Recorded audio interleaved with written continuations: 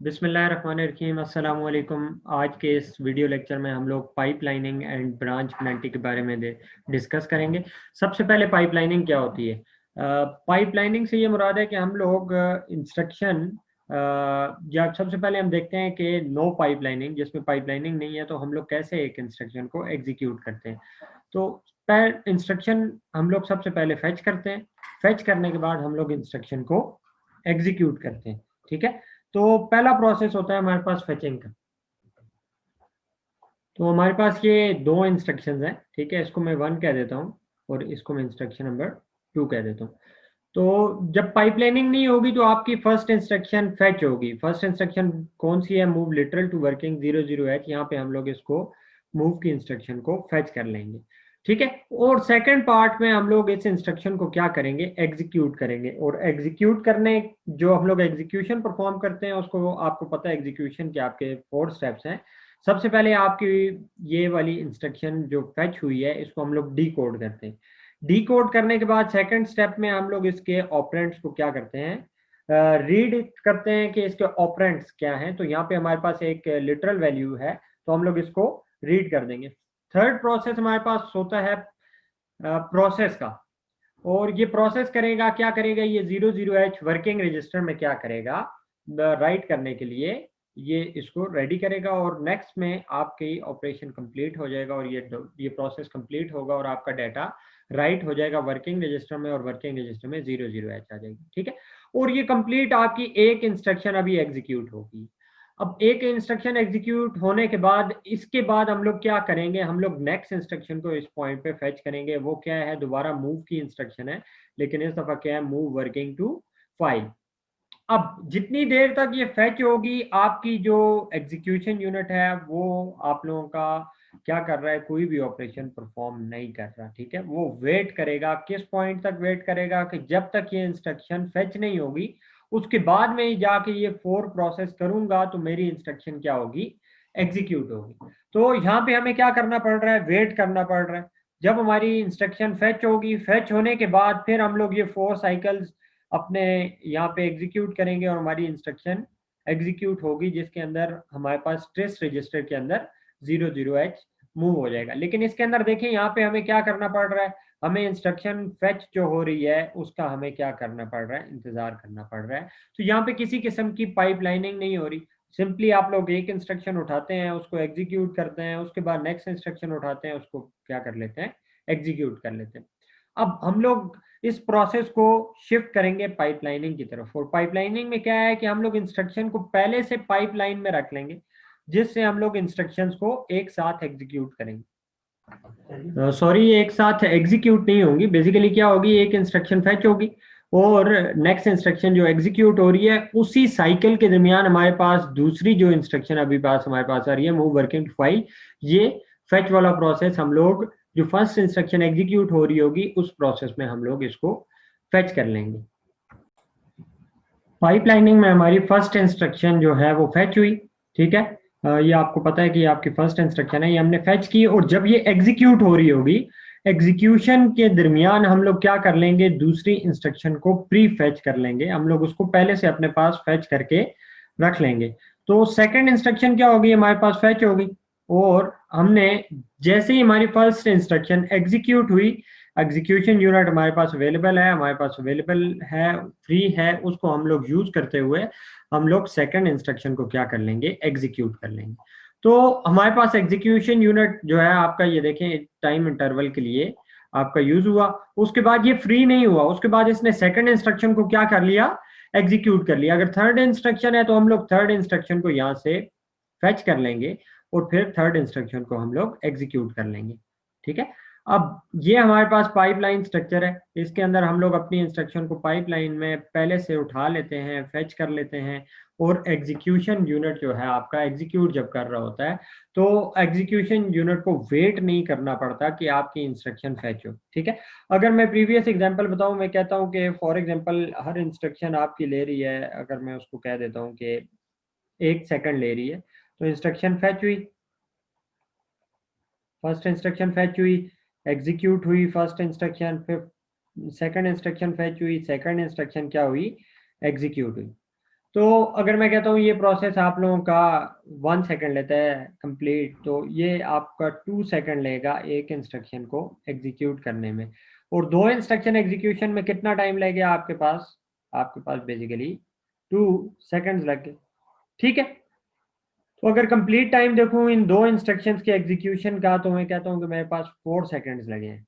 अब इसी को अगर मैं पाइपलाइन स्ट्रक्चर में देखूं तो क्या होगा, यहाँ पे देखें आप लोगों की ये इंस्ट्रक्शन फैच हो रही है और ये एग्जीक्यूट हो रही है, तो ये इसने आपके पास कितने लिए, 2 सेकंड्स लिए, और इन्हीं 2 सेकंड्स के अंदर अंदर आपने क्या कर लिया, नेक्स्ट इंस्ट्रक्शन को क्या कर चुके हैं, फैच कर चुके हैं। और आपकी ये इंस्ट्रक्शन जब एग्जीक्यूट हुई तो पाइपलाइन स्ट्रक्चर की मदद से क्या हो गया, आपकी इंस्ट्रक्शन जो है एग्जीक्यूट हुई, और ओवरऑल आपका जो टाइम लगा वो आपके पास 1 सेकंड ये लेगा।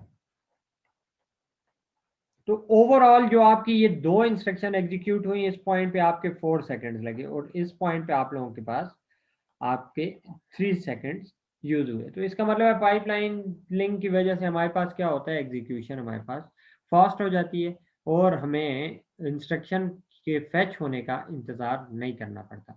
और अगर हम लोग इसको micro controller point of view से देखें, पिक 18F के पॉइंट ऑफ व्यू से, तो आपको इंस्ट्रक्शन प्री फैच आपके पास आ जाती है, और प्री फैच इंस्ट्रक्शन जो होती है उसको कौन सी आपका पॉइंटर पॉइंट कर रहा होता है, वो प्रोग्राम काउंटर आपको पॉइंट कर रहा होता है। ठीक है, तो पाइपलाइनिंग से हमें क्या फायदा हुआ कि हमारी इंस्ट्रक्शंस पहले से फैच होके उनको हम एग्जीक्यूशन यूनिट को देते हैं और वो एग्जीक्यूशन परफॉर्म करती है। पाइपलाइनिंग के कॉन्सेप्ट के साथ साथ हमारे पास ब्रांच पेनल्टीज भी आती हैं। अब ये ब्रांच पेनल्टीज क्या है,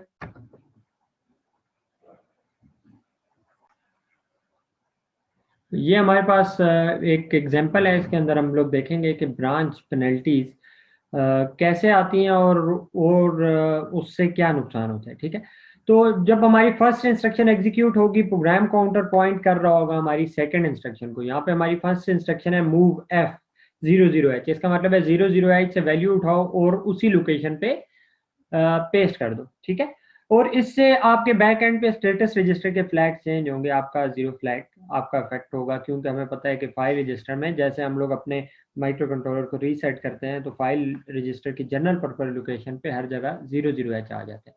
तो यहाँ पे 0 ही पड़ा होगा, इसका मतलब है 0 फ्लैग हमारे पास हाई हो जाएगा।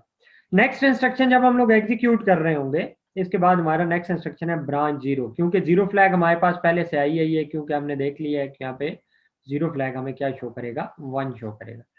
जब हम लोग ब्रांच 0 को फेच करेंगे और उसको हम लोग एग्जीक्यूट कर रहे होंगे, तो हमारा प्रोग्राम काउंटर किसको पॉइंट कर रहा होगा, डिक्रीमेंट की इंस्ट्रक्शन को पॉइंट कर रहा होगा। ठीक है, तो यहाँ पे मैं लिख देता हूँ कि मेरे पास अभी मैंने ब्रांच 0 को मैं फेच करके और मैं एग्जीक्यूट कर रहा हूँ। ठीक है, मेरे पास नेक्स्ट इंस्ट्रक्शन जो फैच हो चुकी है, वो कौन सी इंस्ट्रक्शन फैच हो चुकी है, वो है डिक्रीमेंट की इंस्ट्रक्शन फैच हो चुकी है। ठीक है, पाइपलाइनिंग के कॉन्सेप्ट की वजह से तो हमने डिक्रीमेंट की इंस्ट्रक्शन फैच कर चुके हैं। ब्रांच 0 क्या कहेगा कि अगर 0 फ्लैग हाई है तो हमने कहाँ पे जंप करना है, XYZ पे। यहाँ पे आके अगर हम लोग देखें तो 0 फ्लैग तो हाई है हमारे पास, ये हमने देख लिया कि 0 फ्लैग आई है, तो कोड किधर जंप कर जाएगा, XYZ पे जंप कर जाएगा। ठीक है, और हमारे पास पहले से प्री फैच्ड कौन सी इंस्ट्रक्शन पड़ी हुई है, डिक्रीमेंट की इंस्ट्रक्शन यहाँ पे हमारे पास प्री फैच पड़ी हुई है, लेकिन हमने डिक्रीमेंट की इंस्ट्रक्शन को एग्जीक्यूट नहीं करना। ब्रांच 0 ने प्रोग्राम काउंटर की वैल्यू अपडेट करके क्या कर दी है, इस इंस्ट्रक्शन की वैल्यू पे हमें प्रोग्राम काउंटर अब पॉइंट कर रहे हैं, ना कि हमारे पास इस इंस्ट्रक्शन पे पॉइंट कर रहे हैं। लेकिन क्योंकि ये वैल्यू, ये वाली इंस्ट्रक्शन हमारे पास पहले से फैच हो चुकी है और इसको हमने एग्जीक्यूट नहीं करना है, इसको हम लोग क्या करेंगे, वॉश आउट करेंगे। ठीक है, इसको हम लोग वॉश आउट करेंगे। जब हम लोग इसको वॉश आउट करेंगे तो हमारे पास क्या होगा, बेसिकली ये सारा जो साइकिल है आप लोगों का, ये 1 माइक्रो सेकंड ले रहा है।